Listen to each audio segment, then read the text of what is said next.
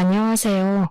정말 하늘신이 도왔다는 생각밖에 들지 않는 요즘 임금님 귀는 당나귀 귀 하고 외치고 싶어서 이곳을 물어물어 찾아온 30대 여성입니다. 저는 어릴 때부터 꽤 똑똑하다는 이야기를 많이 듣고 자랐는데요. 사람이 아무리 공부를 잘해도 사람을 대하는 일에 있어서는 그 머리가 쓸모없다는 것을 깨닫게 되었습니다. 요즘은 경찰도 보이스피싱을 당하는 시대라고 많이들 하지 않겠습니까? 제가 당하기 전까지는 어떻게 그런 일이 있을 수 있냐고 생각했었습니다. 하지만 저에게 이런 일이 생기고 나니까 충분히 가능한 일이라는 생각이 들면서 앞으로는 사람을 더욱 경계하고 조심해야겠다고 느끼게 되었습니다. 시작 전에 미리 말씀을 드리자면 당연히 제가 사기를 당한 일은 아니고요. 정말 그럴 뻔했던 이야기를 풀어보려고 합니다. 제 주위에 현명한 분들이 없었더라면 글쎄요, 제가 지금쯤 어떤 소가를 하면서 살고 있을지 감이 전혀 오지 않습니다. 아무튼 여러분, 서론을 너무 길게 잡고 싶지 않으니 지금부터 저에게 일어났던 그 기가 막히고 황당한 이야기를 한번 시작해 보도록 하겠습니다. 끝까지 저와 함께 해주신다면 저는 정말 더할 나위 없이 행복할 것 같습니다. 저는 저의 대단한 예비신랑에 대한 이야기를 풀어보고자 이곳을 찾아왔습니다. 저의 예비신랑과 저랑은 제가 일을 하고 있는 로펌 앞 건물에서 만나게 되었는데 사실 제 직업이 변호사였기 때문에 그 앞에서 우연히도 만날 수 있었습니다. 저희 로펌 건물에 변호사 사무실이 무척이나 많이 들어와 있었기 때문에 길이 여러 갈래로 복잡하게 나 있었고 처음 오는 사람들은 사무실을 찾지 못하는 경우가 허다했습니다. 대부분 바쁘니까 길을 잃은 사람에게 관심을 주거나 오지랖을 부리지 않곤 했는데 그날 제 예비신랑이 혼자 길을 헤매는 것을 보고 문득 안쓰러운 마음이 들었습니다. 평소와는 다르게 예비신랑에서 어디를 찾으시냐고 물어봤더니 사실 어디를 찾는 게 아니라 마음이 답답해서 이쪽 저쪽을 오가는 중이라고 하더라고요. 저에게 소송을 해야 하나 말아야 하나 고민을 하고 있는 중이라고 하면서 여기서 제일 좋은 로펌이 어디냐고 묻는 게 아니겠습니까? 일단 인상이 상당히 호감형이었고 소위 말하는 꽃미남 스타일의 얼굴이었기 때문에 저는 문득 이 사람의 사정이 궁금해졌습니다. 길을 가다가도 한 번쯤은 돌아볼 법한 외모를 가진 남자에게 끌리지 않을 여자가 어디 있겠습니까? 그래서 무슨 일이냐고 한번 말씀해 보시라고 시간을 내게 됐습니다. 그러자 예비신랑은 저에게 전 여자친구에게 돈을 빌려주었는데 그 여자가 갚지도 않고 연락도 끊어버린 채 잠수를 탔다는 이야기를 하더라고요. 돈도 돈이지만 사람에게 당한 배신감이 너무 커서 전 여자친구에게 소송을 걸겠다고 큰 소리를 쳤다면서 어떻게 해야 할지 모르겠다고 고민을 하고 있었습니다. 액수가 꽤 크다고 하길래 대략 몇 천만 원은 되나 보다 하면서 살짝 조언을 드리기로 마음을 먹었죠. 제가 소송까지 도와드리기는 조금 힘들고 조언만 살짝 해드리자면 시간이 꽤 많이 걸릴 거예요. 이거는 형사사기 소송으로 진행을 해야 하는데 전 여자친구분께서 변제를 하겠다고 한 증거 같은 게 있을까요? 통화 녹음이라든지 문자 메시지 같은 거요. 그러자 예비신랑은 고개를 절레절레 저으면서 그냥 믿고 빌려주었던 돈이었기 때문에 그런 증거는 하나도 가지고 있지 않다고 이야기를 하더라고요. 저는 솔직하게 그런 경우에는 돈을 돌려받기 힘들 거라고, 그리고 상대방이 잠수인 상태라면 민사까지 걸어서 가압류를 해야 하는데 적어도 3년은 걸릴 거라 현실적인 조언을 드렸습니다. 그러자 예비신랑은 저를 보면서 약간 홀가분한 얼굴로 조언 감사하다면서 소송은 한 번 더 생각해보고 진행을 하겠다고 하더라고요. 대신 제 조언 덕분에 마음이 가벼워진 것은 사실이기 때문에 나중에 차라도 한 잔 대접하고 싶다고 하면서 제 명함을 달라고 말을 하는 겁니다. 혹시라도 소송을 맡기게 된다면 저에게 부탁하고 싶다는 말을 덧붙이면서 손을 내미는데 저도 모르게 명함을 꺼내고 있었습니다. 저도 변호사이기도 하고 소송을 하나라도 더 맡으면 저에게 이익이 되는 건 사실이라는 생각을 하면서 예비 신랑에게 명함을 주었습니다. 세상은 얼굴이 무기라는 말이 있듯이 잘생긴 사람이 저에게 먼저 번호를 달라는 식으로 말을 하니 가슴이 콩닥거리기도 하고 좋더라고요. 아무튼 명함을 주고 하루 이틀 정도는 예비 신랑을 생각하긴 했는데 사실 일이 너무 바빠서 까먹게 되었습니다. 한 일주일쯤 지나서부터는 아예 그런 일이 있었던가 하는 생각이 들면서 예비 신랑의 존재를 완전히 잊어버리게 되었습니다.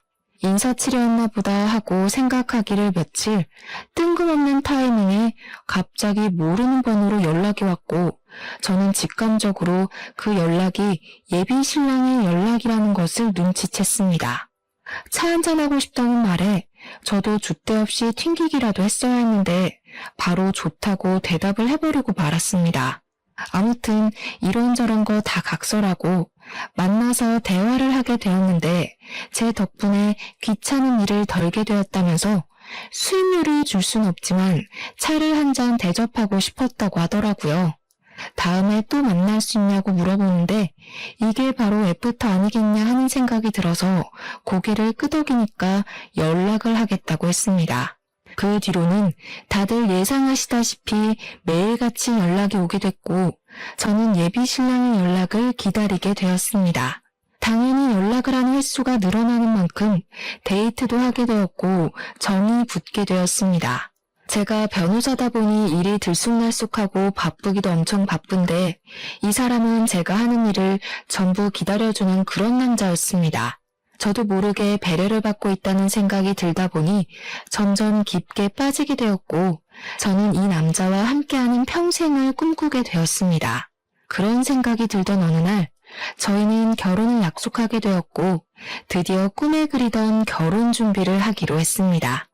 저에게 딱 하나 마음에 걸리던 일이 있었는데 그것은 바로 제가 대학을 졸업하던 시기에 저희 부모님께서 사고로 돌아가셨던 일이었습니다. 정말 예상치도 못했던 사고로 한날 한시에 부모님을 모두 잃어버렸던 저는 학교 수업을 들을 수 없을 정도로 큰 충격에 빠졌었습니다. 그래서 저는 변호사 시험조차 제대로 준비를 하지 못했었고 방황을 오랜 시간 하다가 겨우겨우 변호사가 된 케이스였습니다. 친구들에 비해서 확실히 연차가 조금 늦은 편이라 굵직한 사건은 아예 맞지를 못하고 거의 신입사원의 느낌이라고 보시면 이해하기 쉬울 것 같습니다. 근데 제 나이가 아무래도 33이나 먹었다 보니까 시댁에서는 제가 변호사로 생활한 지 시간이 꽤 흘렀을 것이라고 예상을 하셨던 거죠. 그러니까 한마디로 우리들의 인식에 있는 변호사 연봉을 떠올리면서 저를 바라보고 계셨던 것이었습니다. 하지만 저는 시댁에서 그런 환상을 가지고 있다는 사실을 전혀 모르고 시댁에 인사를 드리러 가게 되었습니다. 제가 부모님이 두 분 다 안 계시다 보니까 상견례라고 할 만한 자리를 만들 구실이 없어서 그냥 간단하게 시댁에서 인사를 드리고 이야기를 하는 것으로 마무리를 지었거든요. 양손 무겁게 바리바리 좋은 것들을 싸들고 가서 시댁에 인사를 딱 드렸는데 저를 보자마자 환하게 웃으시던 예비 시무가 그런 말을 하시더라고요. 변호사니까 집 한 채 정도는 있겠지? 보시다시피 우리 집 형편이 그다지 넉넉한 건 아니라서 집을 턱턱 해줄 수가 없어서 말이야. 시댁을 한번 쓱 둘러봤는데 사실 낡은 연립주택 같은 곳에 살고 계셨었거든요. 외관이 별로 좋지 않아도 내부는 잘 꾸미고 사시겠지 했는데 사실 내부도 완전 엉망진창이었습니다. 군데군데 낡은 흔적들이 보이는데 예비 시모가 저에게 대놓고 지원을 해줄 수 없다고 말을 하신 게 이해가 갈 정도였습니다. 제가 살던 집이 투룸 오피스텔이었는데 저도 물론 대출을 낀 전셋집이었지만 두 사람이 살기엔 부족하지 않을 것 같다고 말을 하니 흡족해 하시더라고요. 그리고 저에게 뼈가 있는 농담을 던지셨는데 그때는 그게 정말 생지옥의 시작이라고는 생각도 하지 못했었습니다. 나중에 돈 많이 벌어서 큰 집이라도 얻게 되면 우리들 살 방도 하나씩은 마련해 주는 거지. 언제까지 이런 낡은 집에서 살아야 할지 감도 안 온다. 저는 당연히 시작부터 합가 이야기를 꺼낸다는 건 상상도 하지 못했기 때문에 예비 시모가 저에게 분위기를 풀어줄 겸 농담을 하는 것이라고 생각해서 어색하게 웃었습니다. 그랬더니 예비 시모가 눈을 뾰족하게 뜨면서 저한테 왜 웃냐고, 자기 말이 웃기냐고 되묻는 게 아니겠습니까? 갑자기 이상해진 분위기에 저는 얼굴을 굳히면서 웃겨서 웃은 게 아니라 그냥 좋아서 웃은 거라고 대충 둘러댔습니다. 거기서 제가 어머님이 농담을 하시니까 웃었죠. 할 수도 없는 노릇 아니겠습니까? 그런데 예비 시모가 완전히 정색을 하시면서 자기가 농담한 거 아니라고 웃지 말라고 하시더라고요. 저는 당황했죠. 정색을 하고 이야기를 하시니까 정말로 나중에 합가를 하고 싶은 생각이 있으신가 싶어서요. 제가 그 시점에 연차가 쌓여가고 있었던 터라 사실은 같이 함께 살고 싶은 마음은 굴뚝 같았지만 결혼식 자체는 느긋하게 준비를 해서 올리고 싶었습니다. 원래 결혼 후에 여자들의 생활이란 뻔한 거 아니겠습니까? 일보다는 가정에 집중을 해야 하고 임신, 출산, 육아로 인해서 승진이 미뤄질 게 뻔하지 않습니까? 저는 제 자리를 조금 더 굳건하게 굳힌 다음에 결혼, 그리고 임신과 육아까지 집중을 하고 싶다는 생각이 강하게 들었기 때문에 결혼을 느긋하게 하고 싶었습니다. 친구들이 결혼을 하는 걸 보니까 다들 오랜 시간 천천히 준비를 해서 싸우기도 하고 화해도 하고 하면서 준비를 하더라고요. 또한 저는 부모님이 계시지 않았으니까 더 좋은 모습으로 당당하게 준비를 해서 하고 싶다는 생각이 굴뚝 같았습니다. 시부모님께서 먼저 결혼식 날짜는 상의해 본 게 있냐고, 언제가 좋겠냐고 이야기를 하시기에 저는 제 생각을 이야기했습니다. 요즘 결혼식은 하나하나 부부가 직접 정하는 게 트렌드라고 하더라고요. 저도 아직 일의 안정을 찾지 못해서 천천히 여유롭게 준비를 하고 싶습니다. 대충 1년 정도 생각하고 준비를 하고 싶은데 어머님, 아버님 생각은 어떠세요? 1년이나? 그런 건 나랑 상의한 부분이 아니잖아. 나는 하루빨리 결혼해서 당신이랑 같이 시간을 보내고 싶은데 말이야. 준비할 게 뭐 그리 많겠어? 대충 3개월 정도면 준비 다 끝나는 거 아니야? 요즘은 웨딩 플래너니 뭐니 업체에서 전부 준비를 해주는데 뭘 그렇게 귀찮게까지 준비를 스스로 해. 3개월은 너무 급한 거 아닐까? 나도 아직 하고 있는 일들이 있어서 그렇게까지 빨리는 어려울 것 같은데. 그럼 혼인신고부터 먼저 하고 같이 사는 건 어때? 같이 살다가 1년 후에 결혼식을 올리는 것도 나쁘지 않을 것 같아. 혼인신고를 먼저 하는 사람이 어디 있어. 요즘은 보통 결혼식 올리고도 같이 살다가 신고를 하는 추세라던데. 당신 지금 나 못 믿어서 그래? 나한테 완벽하게 신뢰를 느끼지 못하는 것 같다는 생각이 자꾸 드네. 나 정말 이번 일로 너무 마음 상했어. 잠시 우리 관계에 있어서 생각할 시간이 필요하다는 느낌을 받았어. 내가 그렇게 당신에게 확신을 주지 못하는 사람인가 싶어서 말이야. 저는 예비 신랑의 말에 너무나도 놀라서 그런 게 아니라고 안절부절하며 오해를 풀려고 애를 썼습니다. 점점 예비 신랑을 설득하면 설득할수록 그런 생각이 들더라고요. 내가 왜 이 좋은 걸 자꾸 미루려고 하는지. 그냥 하루빨리 해치워버릴까 하는 생각 말이죠. 예비 신랑과의 대화가 길어지면 길어질수록 저는 점점 더 미궁에 빠지는 기분이 들었고 예비 신랑의 말에 빠져들게 되었습니다. 하지만 결혼식을 앞당기자는 생각을 하면서도 자꾸만 제 변호사 생활에 대한 확신이 무너지는 기분이 들어서 이러지도 못하고 저러지도 못하고 있었습니다. 결국에는 동료 변호사에게 이런 일이 있어서 결혼식을 올리는 데에 문제가 생겼다고 말을 하자 동료 변호사가 한심하다는 듯이 저에게 말을 하더라고요. 민지 씨, 지금 예비 신랑분한테 혹시 가스라이팅 당하는 거 아니야? 급할 게 뭐가 있겠어. 결혼이야말로 물을 수 없는 신중한 건데 그냥 소신대로 천천히 생각해보고 결정해. 세상에 남자가 민지 씨 애인 하나만 있는 것도 아니고 그 사람 놓쳐도 좋은 사람 또 찾으면 나온다니까. 그리고 얼굴밖에 봐줄 것도 없는 사람이라고 하지 않았어? 나는 아무리 생각해도 민지 씨가 아깝다는 말이야. 정말 친하게 지내는 동기인데 그런 식으로 말을 하면서 제 의견에 힘을 실어주니까 제 팔랑귀가 다시 한번 움직이더라고요. 결국 저는 결심을 굳히고 예비 신랑에게 말을 했습니다. 화가 나고 신뢰를 운운해도 한 번뿐인 결혼식 잘 준비하고 싶고 신중하게 결정하고 싶다고 말입니다. 예비 신랑은 제가 똥꼬집을 부리자 한 발 물러서서 알겠다고, 그러면 미리 약혼이라도 올리자고 하길래 시댁 식구들을 불러놓고 조촐하게 밥을 먹으면서 약혼식을 올렸습니다. 약혼식을 올리고 난 이후에 저는 한결 마음의 편안함을 얻게 되었고 일과 사랑을 모두 얻었다는 생각에 하염없이 기쁜 나날들을 보내고 있었습니다. 약혼식을 한 지 며칠 지나지 않아서 예비 신랑이 저에게 결혼 전에 동거를 한번 해보는 것이 어떠냐고 조용히 제안을 해왔습니다. 처음에 결혼 전에 동거에 대해서 좀 안 좋게 생각했던 저는 예비 신랑에게 그냥 결혼식을 올리고 같이 사는 것이 좋겠다고 했는데 예비 신랑이 짐을 싸들고 저희 집에 찾아왔습니다. 이 짐이 다 뭐냐고 물어보니까 결혼 전에 같이 살면서 서로의 습관에 대해 미리 알아두면 좋지 않겠냐고 저를 감언이설로 꼬아내더라고요. 생각을 해보니까 시댁이 워낙 좁고 낡기도 했고 시부모의 신우까지 같이 사니까 예비 신랑에게도 자기만의 공간이 생기는 게 낫겠다 싶었습니다. 당황스러운 마음이 먼저 들긴 했지만 저도 어차피 헤어지는 게 싫기도 해서 예비 신랑의 짐을 저희 집에다가 드리게 되었습니다.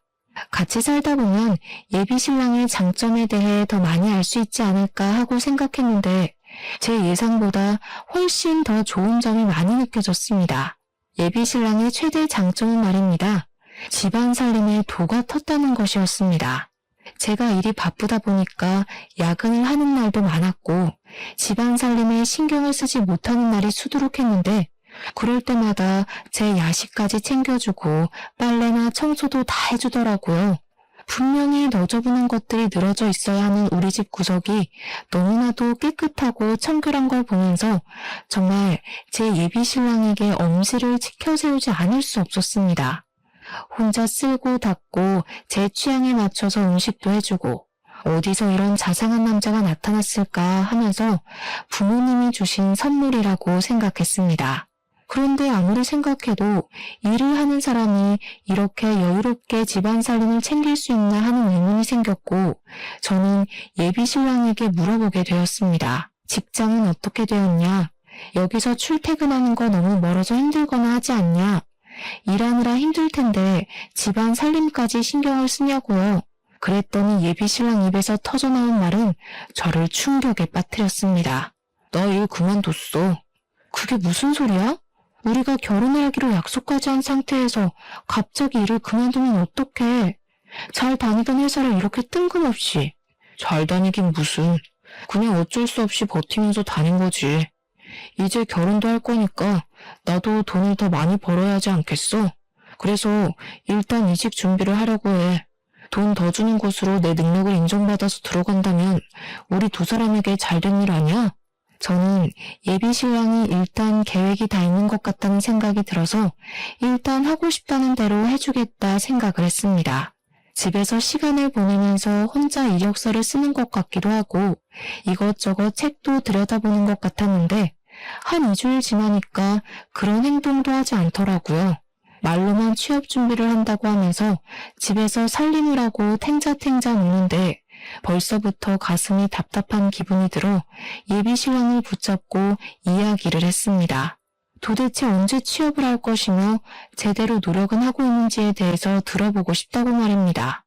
내가 안 그래도 생각을 해봤는데 나 취직하지 말까? 나는 아무래도 전업주부로서의 삶이 더 잘 어울리는 것 같아. 그런 말이 어디 있어. 전업주부의 삶도 바쁘고 힘든 건 마찬가지야. 우리 미래를 생각해서 취업을 하는 게 낫지 않겠어? 대답은 알겠다고 잘만 하면서 정작 아무런 준비를 하지 않는 예비 신랑을 보며 저는 슬슬 불안한 마음이 들기 시작했습니다. 이런 식으로 가다가는 결혼식을 올린 이후에도 쭉 집에서 놀고 먹는 생활을 할 것처럼 보였기 때문이었습니다. 아무리 제가 변호사라고 해도 잘 나가는 로펌에서 굵직한 사건을 맡는 변호사들이나 몇 억대 연봉을 받는 거지 저는 사실 그급까지는 아닌 일반 변호사였으니까요. 같이 동거를 시작한 지 2달이 흘렀을 무렵 예비 신랑은 저에게 생활비가 없다고 하면서 반찬도 사놓고 과일도 사놓고 하려면 돈이 필요하다고 했습니다. 당당하게 저에게 두 손을 내밀면서 생활비 명목으로 사용할 카드를 달라고 하는데 기가 막히면서도 저를 위해 쓰는 돈이니까 하는 생각이 들었습니다. 집안 살림 자체를 어느샌가부터 예비 신랑이 전부 도맡아 하고 있었기 때문에 저는 카드를 건네줄 수밖에 없었죠. 사실 그 덕분에 집안 살림에는 손 하나 까딱 안 하고 바깥 일에만 집중을 할 수 있고 집을 오로지 휴식의 공간으로 사용할 수 있다는 점이 고맙기도 했습니다. 예비 신랑에게 신용카드를 하나 주고서는 생활비 목적으로 사용을 해주라고 신신당부를 했는데 그 카드의 한도가 300만 원짜리였습니다. 아무 생각 없이 일을 하고 있는데 갑자기 드르륵 하는 진동 소리와 함께 문자 메시지가 쏟아지더라고요. 이게 다 뭔가 싶어서 문자 메시지를 보는데 글쎄 결제 내역이 수두룩하게 도착한 게 아니겠습니까? 거기다가 제일 마지막 문자는 한도가 초과되었다는 메시지였습니다. 너무 놀라서 카드가 도난이라도 당한 건가 싶어서 내역을 샅샅이 살펴보는데 무슨 마트뿐만 아니라 백화점 결제 내역도 있더라고요. 거기에 제일 황당했던 것은 휴대폰 게임 결제 내역까지 있는데 정말 알차게 300만 원이라는 돈을 다 쓴 것 아니겠습니까? 이렇게 카드를 사용할 사람은 예비 신랑밖에 없었기 때문에 저는 바로 예비 신랑에게 전화를 걸어서 물어보게 되었습니다. 제가 전화를 걸어서 일일이 사용처를 물어볼 것이라고는 예상을 못했는지 변명 아닌 변명을 하면서 회피를 하려고 하더라고요. 마트에서 장 본 거는 우리가 먹을 음식 재료들이고 백화점은 내가 옷이 없어서 옷 좀 몇 벌 샀어. 근데 사는 김에 나도 아들이니까 우리 부모님께 효도하고 싶어서 당신 카드로 부모님 선물도 좀 샀고 우리 부모님한테 잘 보이면 당신도 좋은 거 아니겠어? 미안하고 내가 꼭 취직해서 이거 다 갚을게. 당신한테도 잘할게. 휴대폰 게임 내역은 뭐야? 그것도 그 카드로 결제됐어? 몰랐어. 미안해. 휴대폰 소액 결제로 계산한 줄 알았는데. 그 변명을 저는 그냥 믿어주기로 했습니다. 어차피 한도에 낮추면 그만인 것이고 예비 신랑이 나중에 취직해서 갚겠다고 했으니까요. 예비 신랑 말대로 시부모에게 선물을 사줘서 점수를 따게 된다면 저에게도 나쁘지 않은 거래라고 생각을 했기 때문에 변명인 걸 알면서도 모른 척 넘어가 준 것이었습니다. 문제는 그 다음 달에도 비슷한 이유를 대면서 한도 300만 원을 꽉 채워 사용을 했고 저도 한 달에 버는 돈이 정해져 있었기 때문에 감당하기가 어렵다고 느껴졌습니다. 그래서 300만 원의 카드값을 매달 매긴 무리라는 생각에 한도를 120만 원으로 줄이게 되었습니다. 사실 제가 생각한 한 달 생활비는 100만 원이었거든요. 그러니까 120만 원이면 20만 원 정도는 용돈으로 사용해도 되겠다고 생각했던 것입니다. 그랬더니 예비 신랑이 그걸 알고 나서 저에게 불같이 화를 내는 것이 아니겠습니까? 어떻게 카드 한도를 120만 원으로 줄일 수가 있어? 당신 돈도 넉넉하게 벌면서 나랑 우리 집에 돈 쓰는 게 그렇게 아까워? 진짜 치사하다 치사해. 내가 꼭 취직해서 갚는다고 이야기를 했는데도 고작 그 돈이 아까워서 120만 원으로 한도를 줄여? 내가 그 카드 줄 때 분명히 생활비로 사용해달라고 했는데 생활비보다는 당신이 사치하는 데 더 많은 돈을 투자하는 것 같아서 줄인 거야. 2달 동안 생활비로 쓴 돈을 보니까 100만 원 정도 되길래 나머지 돈은 커피라도 사 먹으라고 내버려 둔 거고 나는 당신이 이런 걸 하나하나 따질 줄 몰랐어. 정말 화가 난다. 사랑하는 사이에 그런 걸 따지고 싶은 생각이 든단 말이야. 저는 도대체 예비 신랑이 왜 저에게 화를 내면서 따지는지 이해를 할 수 없었습니다.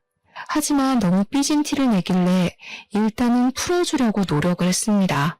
예비 신랑의 논리는 엉뚱하기도 하고 말이 안 되는 이야기이긴 했지만 너무 사랑했기 때문에 제가 져준다는 느낌으로 말입니다.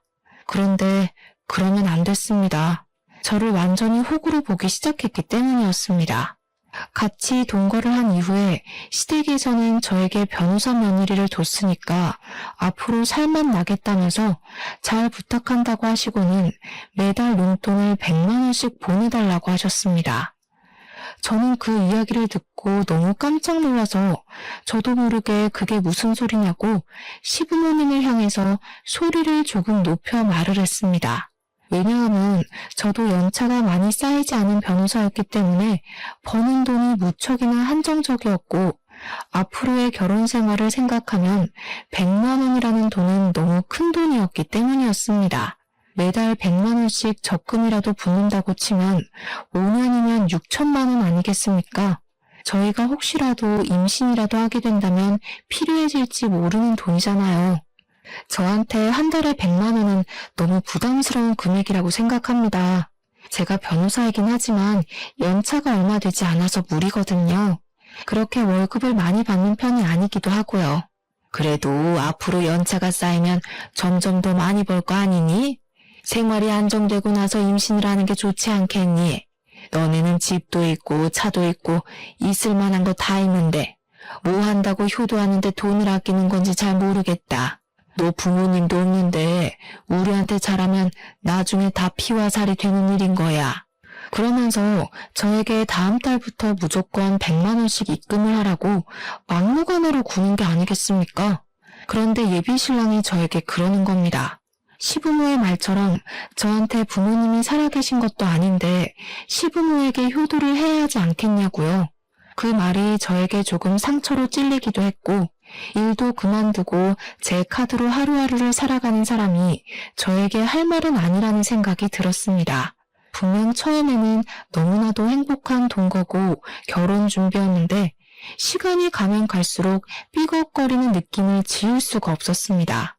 거기다가 남편에게는 철이 상당히 없는 예비 신우가 하나 있었는데 그 예비 신우가 쐐기를 박는 말을 하더라고요. 우리 새언니가 변호사씩이나 되는데 나한테 명품 가방 하나만 주면 안 돼? 드라마 같은 거 보면 변호사들 다 명품백 들고 다니던데 언니는 몇 개 있어? 제가 또 아쉽게도 명품 같은 것에 별로 관심이 없어서 가지고 있는 명품 가방이 없었거든요. 다른 변호사들도 저에게 명품 가방 하나쯤은 있어야 한다고 잔소리를 했지만 저는 그 비싼 돈을 주고 그걸 사야 할 이유를 모르겠더라고요. 그래서 예비 신우에게도 그냥 솔직하게 명품 가방 같은 거 없다고 관심 없다고 이야기를 했더니 예비 신우가 어쩌면 여자가 그런데 관심도 없냐며 호들갑을 떨더라고요. 언니 변호사가 그런 비싼 가방을 들고 다녀야 와, 이 사람 능력이 좋구나. 이런 가방도 들고 다니는구나 하고 생각하게 되지 않겠어요? 내가 하나 골라줘야겠네. 나랑 백화점 가서 하나 사자. 사는 김에 내 것도 하나 사주면 너무너무 좋고. 그게 부담되면 우리 둘이 번갈아 가면서 쓰면 되지. 예비 신우의 의도가 너무 투명하게 느껴지는 덕분에 저는 필요 없다고 딱 잘라서 거절을 하게 되었습니다. 사람은 내면이 중요한 거니까요. 그랬더니 이 철없는 예비 신우가 저한테 사람 그렇게 안 봤는데 너무나도 쪼잔하다고 말을 하는 게 아니겠습니까? 그렇게 애써 시댁과 예비 신랑의 만행을 무시하려고 애를 쓰면서 저는 점점 더 마음을 굳혀가고 있었습니다.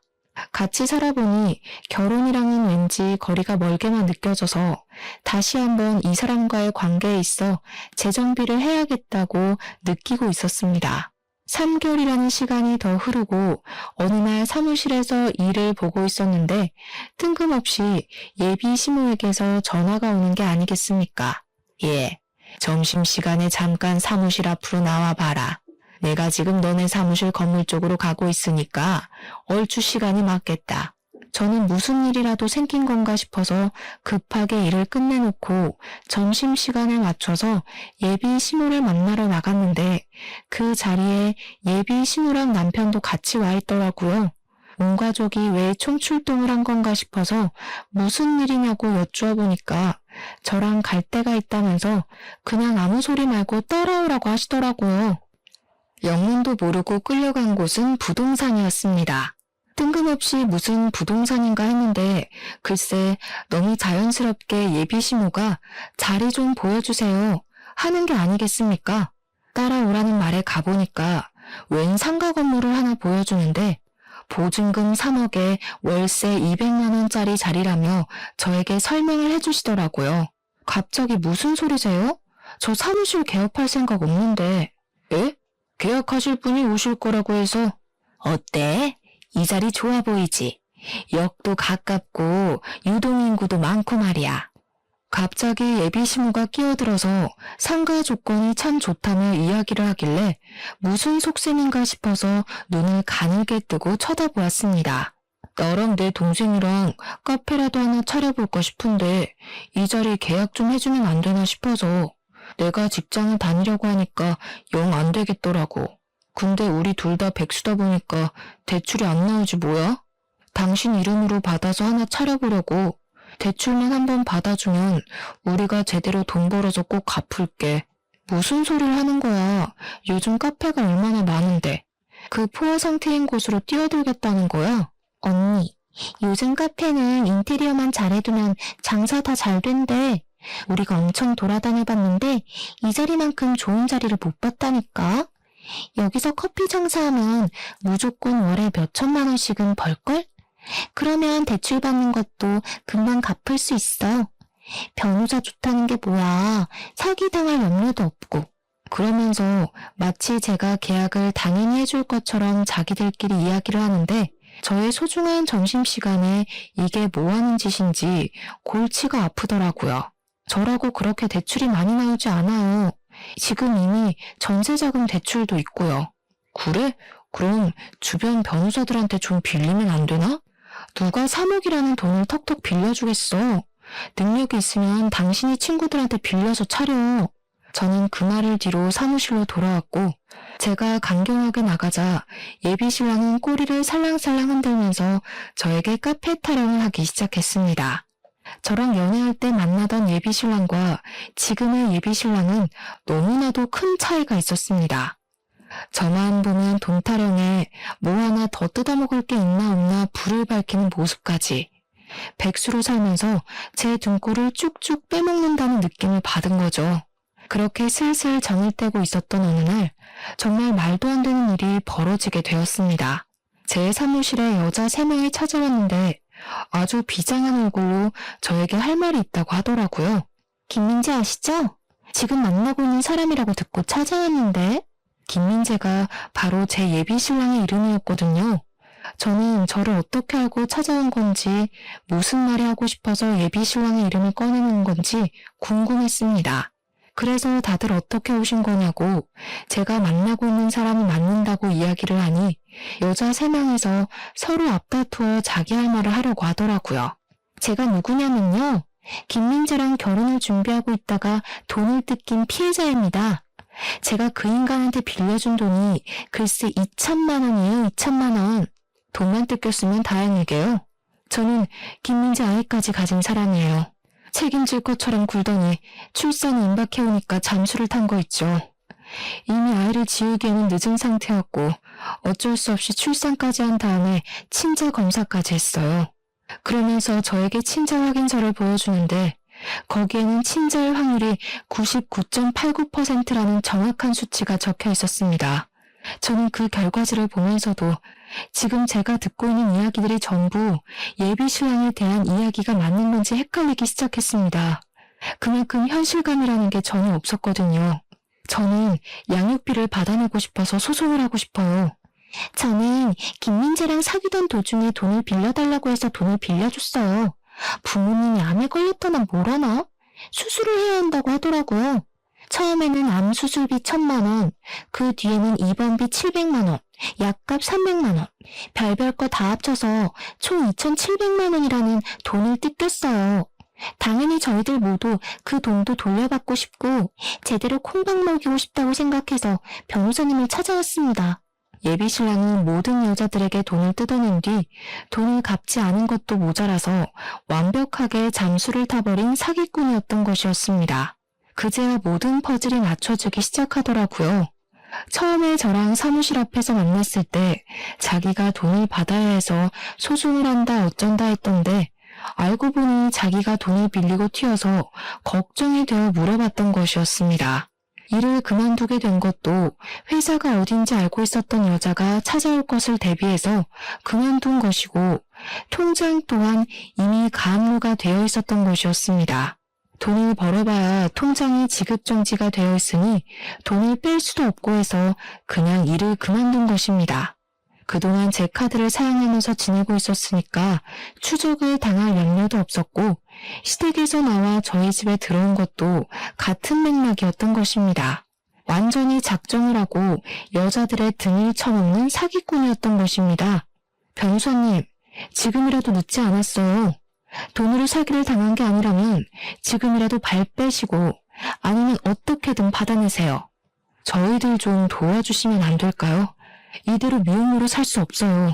정말 믿을 수 없는 일이었지만 증거들을 전부 들이미는데 제가 어떻게 믿지 않을 수가 있겠습니까? 사기를 당한 여자들도 반반은 얼굴에 속아 모든 걸 다 내어준 불쌍한 사람들이었습니다. 돈이 많은 집안 딸들도 아니었고 하나같이 어렵게 벌어먹고 사는 사람들이었습니다. 하루 종일 힘들게 일해서 월급을 받아 생활하는 그녀들의 등을 쳐먹고 자기는 호의호식하고 지냈다는 게 정말 치가 떨릴 정도로 분노를 일으키게 하더라고요. 그런 사람들의 돈을 훔친 것도 모자라 애까지 두고 도망을 가다니 그게 사람 새끼입니까? 저는 그 여자들의 복수를 돕기로 결심했습니다. 저는 여자들의 증언과 증거를 토대로 소송장을 써서 바로 고소를 진행하기로 했습니다. 그리고 저희 집에 가서 예비 신랑이 없는 틈을 타 비밀번호부터 바꾸고 모든 짐을 정리해 시댁으로 보내기로 마음을 먹었습니다. 예비 신랑이 시댁에서 카페를 창업할 이야기를 하겠다며 룰루랄라 나간 사이에 여자들을 불러서 모든 일을 일사천리로 진행했습니다. 그 와중에 예비 신랑이 제 카드로 샀던 옷들이나 물건들 있지 않겠습니까? 그것들은 전부 중고거래를 하는 사이트에 올려버렸습니다. 제 카드를 참 알차게도 썼더라고요. 비싼 브랜드의 옷부터 신발까지 전부 다 중고 사이트에 올렸더니 거래를 하겠다는 사람들이 줄을 섰더라고요. 그리고 예비 신랑이 저희 집에 들고 왔던 짐 중에서도 비싸 보이는 노트북이라던가 시계라던가 하는 물건들도 전부 중고거래 사이트에 올렸습니다. 물건들을 팔아서 나오는 돈이 소액일지 몰라도 예비 신랑의 전 여자친구들에게 나눠주려고 한 행동이었습니다. 고소 고발과는 별개로 양육비 청구 소송 또한 진행을 하게 되었는데 친자 확인서가 있어서 어렵지 않게 진행할 수 있었습니다. 강제성을 띠는 소송은 아니지만 이 인간이 정말 사람이라면 자기 아이에 대한 양육비는 지급을 해야 하지 않겠습니까? 한창 카페를 오픈할 생각에 신이 나 있던 시댁 식구들은 소송장을 받자마자 저에게 바로 전화가 걸려왔습니다. 예비 신랑은 집에 찾아왔다가 비밀번호가 바뀌어 있는 것을 보고 저에게 쉬지 않고 연락이 왔으나 저는 이미 집을 나와서 레지던스를 얻어서 잠시 지내고 있었습니다. 집에 있다가는 예비 신랑이 어떤 횡포를 부릴지 모른다는 생각을 하고 있었기 때문이었습니다. 예, 며느리야. 우리 아들이 이상한 일에 휘말린 것 같은데 네가 좀 도와줄 수 있겠니? 명색의 변호사 남편이 될 사람인데 이런 지저분한 일에 걸리면 안 되지 않겠어? 내용이 말이다. 우리 아들이 전에 만나던 여자가 있었는데 이게 다 오해고. 민지씨 짐 오늘 용달차에 싣고 시댁으로 보낼 거예요. 그리고 소장에 찍힌 변호사 이름 못 보셨나 봐요? 오해? 오해는 무슨? 예비 신부는 소송장을 다시 한번 살피다가 피해자 변론인에 제 이름이 적혀있는 것을 보고 저에게 소리를 빽 지르더라고요. 너 지금 이게 뭐 하는 짓이야? 어디 이상한 여자들의 꿰매 넘어가서 이런 일을 벌여? 그 여자들이 우리 아들을 모함하는 거라니까. 모함이요? 증거가 이렇게 명확한데 무슨 모함입니까? 거기 보시면 변제 금액의 피해 보상까지 보이시죠? 깜빡 속았지 뭡니까? 글쎄 애까지 딸린 남자였는데 그것도 모르고 반반은 얼굴에 속아서 돈 주고 마음 주고 아주 큰일 날 뻔했어요. 지금이라도 진실을 알려준 그분들께 절을 해도 모자랄 판입니다. 변호사를 건드렸으니 당연히 그만한 죗값을 치러야 하지 않겠습니까? 당연히 법적 공방에서 돈이 없어 변호사를 준비하지 못한 예비신랑 쪽은 개쪽을 당하게 되었습니다. 판사가 반론을 해보라고 했으나 아무것도 하지 못하고 우물쭈물하다가 변론 기회를 전부 놓쳤고 피해자들이 아닌 저에게 계속 잘못을 빌었습니다. 그런 모습을 본 판사는 예비신랑이 반성하는 모습이 전혀 없고 죄질이 나쁘며 한 건이 아니라 여러 건의 피해를 입혔다고 징역형을 선고했습니다. 보통 같으면 법정 구속이 그런 사건으로 일어나는 경우가 거의 없는데 판사님도 괘씸하셨던 것인지 바로 법정 구속을 때리시더라고요. 포승줄에 묶여서 끌려가는 예비신랑을 보면서 얼마나 웃음이 났는지 모르겠습니다. 피의자 신분이 된 예비신랑은 첫 번째 피해자에게는 혼인빙자 사기 혐의가 인정되어 5천만 원을 배상하라는 판결을 받게 되었습니다. 두 번째 피해자에게는 아이의 부모로서 최선을 다하라는 판결과 20살이 될 때까지의 양육비 총 1억을 지급하라는 판결이 나왔고요. 세 번째 피해자에게는 병원비 명목으로 뜯어낸 돈 3,700만 원과 피해보상 금액 500만 원까지 4,200만 원을 지급하라는 판결이 나왔습니다. 판사님께서 판사분을 땅땅땅 치는데 피해자분들이 제 손을 잡고 눈물을 줄줄 흘리시더라고요. 그동안 마음고생이 심했다고 하면서 너무 감사하다고 하는데 저도 그분들께 감사했습니다. 덕분에 이런 사기꾼과 헤어질 수 있게 되었으니까요. 그 이후 법정 구속이 된 예비신랑은 교도소에 들어가게 되었는데 이번에는 예비신우가 저에게 전화를 해서는 엉엉 울면서 빌더라고요. 정말 우리 한 번만 살려주면 안 되겠니? 벌금이 무려 2억 가까이 된단다, 2억. 우리 살림에 그런 큰 돈이 어디 있어. 한 번만 살려주면 내가 이 은혜 절대로 잊지 않으마, 응? 이 늙은이가 이렇게 부탁한다. 앞으로 욕심도 부리지 않을게. 이대로 끝인 줄 아셨겠지만 아직 김민재 씨가 쓴 제 카드값도 남아있거든요. 알차게 사용한 800만 원도 받아낼 건데요. 그 이후에 저는 그 인간과 연관이 된 모든 사람의 연락처를 차단해버렸습니다. 나중에 이야기를 들으니 꼼짝없이 수감 생활을 하게 된 아들의 뒷바라지를 하기 위해서 그 낡은 연립주택까지 팔아치웠다고 하더라고요. 오갈 곳이 없어서 친척 집을 전전긍긍하면서 하루 벌어 하루 먹고 산다고 하던데 아주 꼴이 좋게 된 거죠. 연립주택 판 돈으로 피해자들에게 피해 보상까지 다 했다고 하더라고요. 법정 이자가 붙으면 갚기가 더 힘들기 때문에 아마 급한 불부터 빠르게 끄려고 한 게 아닌가 싶습니다. 이 기회에 저는 또 새롭게 법의 무서움과 공정함에 대해 알게 되었습니다. 앞으로는 여자 등 처먹을 생각하지 말고 제정신으로 살았으면 하는 게 한때 사랑했던 사람으로서 마지막 부탁이라고나 할까요? 제가 살아가는 세상에 이런 일이 더 이상은 나타나지 않길 바라면서 이쯤에서 글을 마무리하도록 하겠습니다. 제 이야기를 끝까지 들어주신 여러분께 항상 행운이 가득하길 바라겠습니다.